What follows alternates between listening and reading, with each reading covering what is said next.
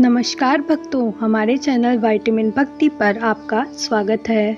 हम रक्षाबंधन तो हर साल मनाते हैं, पर क्या आप जानते हैं कि इतिहास की सबसे पहली राखी किसने, किसे और क्यों बांधी थी और क्यों इस धागे की वजह से महाभारत का युद्ध हुआ। आज हम आपको ले चलेंगे द्वापर युग के उस दौर में जहां एक बहन के निस्वार्थ प्रेम ने ईश्वर को भी उसका ऋणी बना दिया।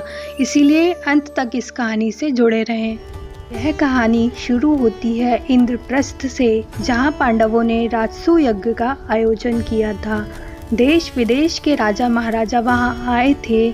उसी सभा में चेदी राज्य का राजा शिशुपाल भी मौजूद था।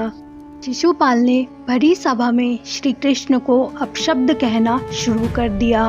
उसने मर्यादा की सारी हदें पार कर दी।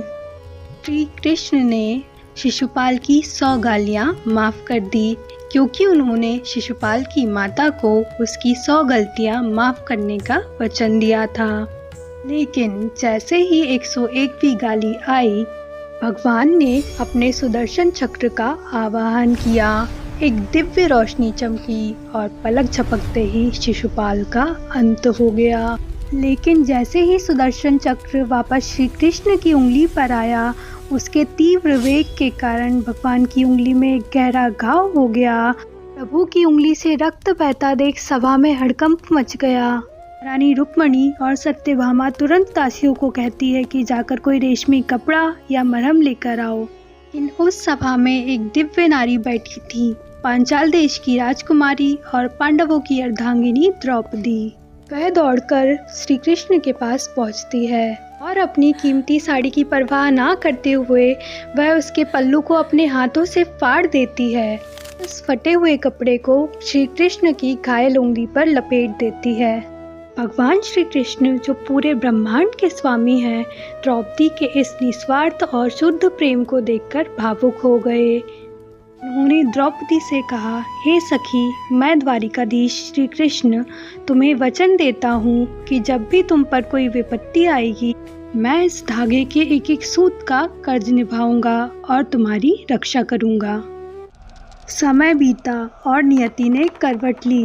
पांडव जुए के खेल में अपना सब कुछ हार गए, यहाँ तक कि अपनी पत्नी द्रौपदी को भी।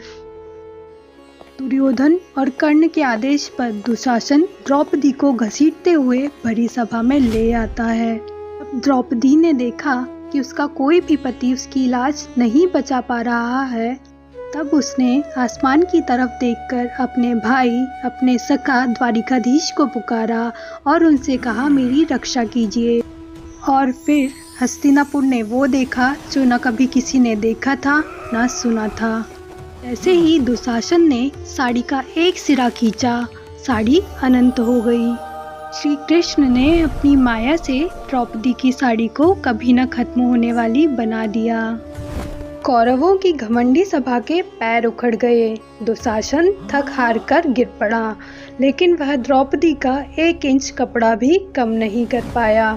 श्री कृष्ण ने मीलों दूर बैठकर भी अपनी बहन को दिए वचन का मान रखा। उस छोटे से कपड़े के टुकड़े के बदले भगवान ने मील लंबी साड़ी बनाकर अपनी बहन की लाज बचाई। तो दोस्तों, यह था रक्षाबंधन का आध्यात्मिक महत्व। आप सभी को रक्षाबंधन की अनेकों शुभकामनाएं। अगर आपको ये वीडियो अच्छा लगा हो तो इसे शेयर ज़रूर कीजिएगा और कमेंट करके बताइए कि आपको ये वीडियो कैसा लगा। धन्यवाद।